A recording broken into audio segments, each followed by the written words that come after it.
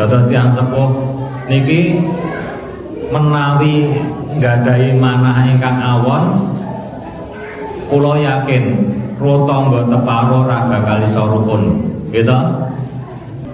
Nek manah kita niku awon, niku rutangga okale congkrah, okale padu, okale padudon. Sebab apa?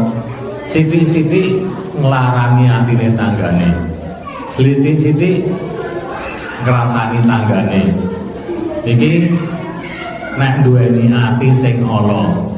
Ning nek atine apik, insyaallah gesange niku saged rukun. Gesange niku saged temata karo tanggane rukun, karo kiwa tengene ora congkrah, padha dene sak sedulur ora padha regejegan. Nek ana apa-apa ya di rembug bareng-bareng. Niki nek atine sae. Assalamualaikum warahmatullahi wabarakatuh. Bismillahirrahmanirrahim. Alhamdulillahirabbil alamin.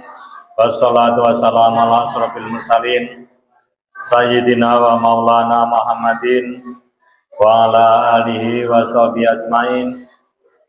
Wa qala ta'ala fi kitabil karim, Rabbi shrah li sadri wa yassir li amri wahlul 'uqdatam min lisani yafqahu qawli. Amma ba'du.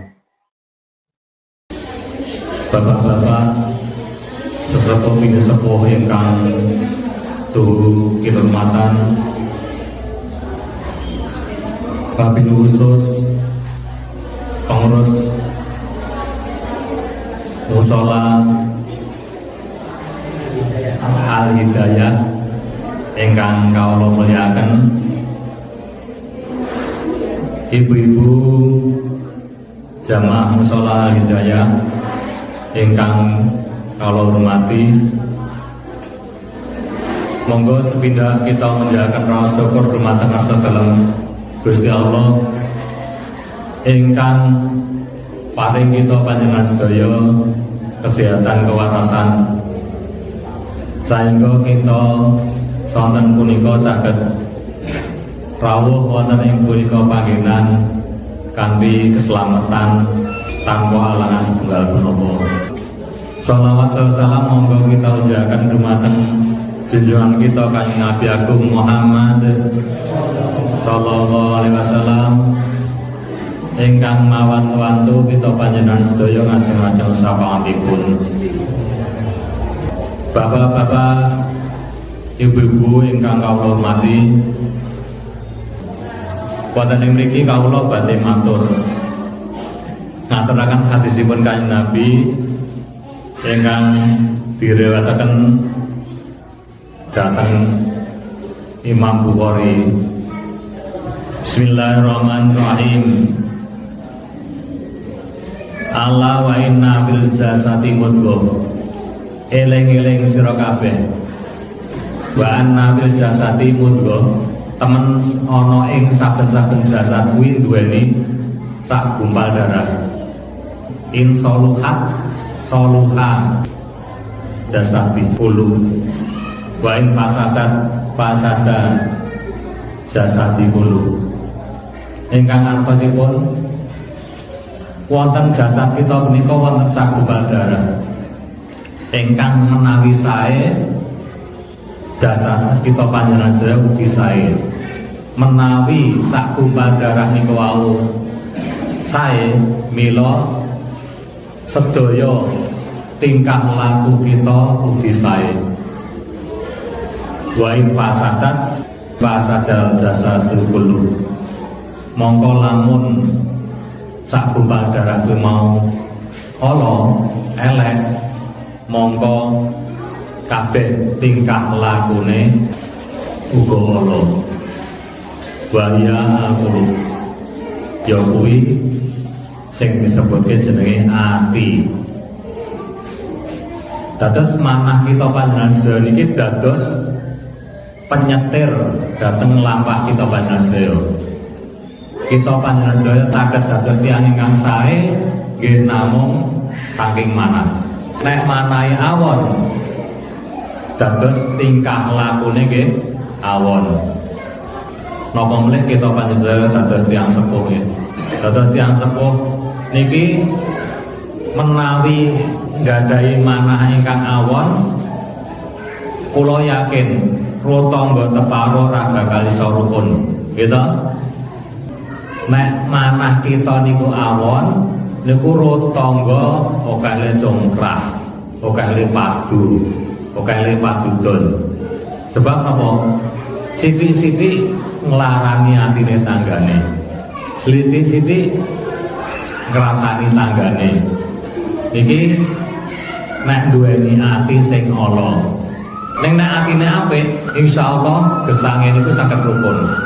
Gesange niku saged temoto karo tanggane iso rukun, karo kiwa tengene ora congkrah, padha dene sak sedulur ora padha regejegan. Nek ana apa-apa ya di rembug bareng-bareng. Niki nek atine sae. Imam Ghazali ketika akan nek manah niku dadi sumberis kabehane perkara. Dadi nek cara danau, cara banyu niki ati niku dadi danaune, dadi danau sing nampung banyu. Nek banyu niku wau kok butek, atine isine elek, niki banyu sing mili nanggon kali niki dadi butek nggih. Kelakuane, tingkah lakune ugi elek nek atine elek. Iso gampang srei karo tanggane. Tanggane entuk rezeki sing rada kacek sithik, awake dhewe panas dingin.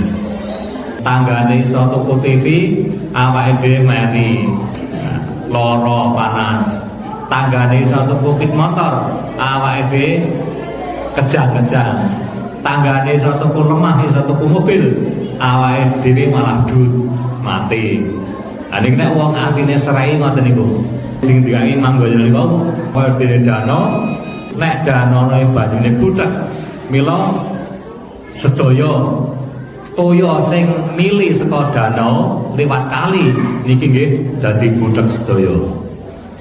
Nek manah kita panjenengan niki elek kok ora apik, mongko hubungan kali sinten kemawon mesti gampang congkrah, gampang nglarani tanggane, gampang nglarani kancane, gampang gawe gudreg nang kampung. Niki gara-gara manah kita panjenengan sedaya awon. Bila mekaten manajemen manah niki perlu kita dandosi. Kawula wonten mriki nggih namung dandosi diri kita piyambak lumeber dhateng panjenengan sedaya mugi-mugi.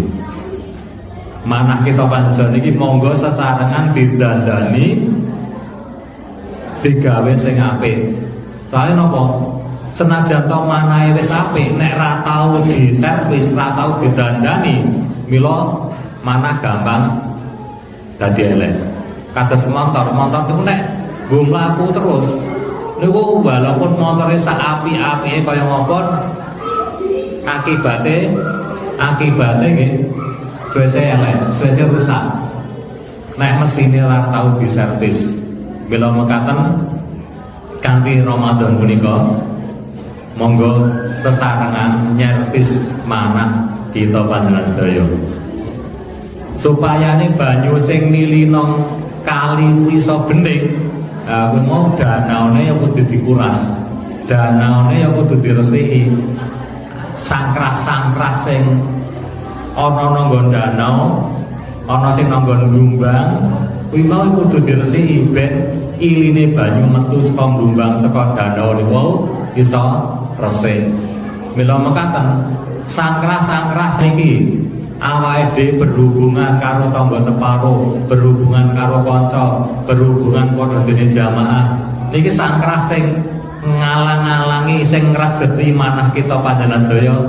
Monggo sesarengan wonten bulan Ramadan menika dipun resiki supayane kita panjenengan sedaya niki mangke dingin-dingake medal saking Ramadan saged kados bayi sing nembe lair iso resik, iso ora duwe dosa. Sebab Ramadan niki pun tenanan anggenipun sami ngersiki. Ibu-ibu, bapak-bapak, sonten punika ngaosipun kados mekaten, mugi-mugi wonten manfaatipun. Salajengipun saking kawula mbok bilih wonten kalapatan lan kawula matur kala nyuwun agung pangapunten. Kula akhiri wa muwaffiq la aqul bitariq. Wassalamualaikum warahmatullahi wabarakatuh.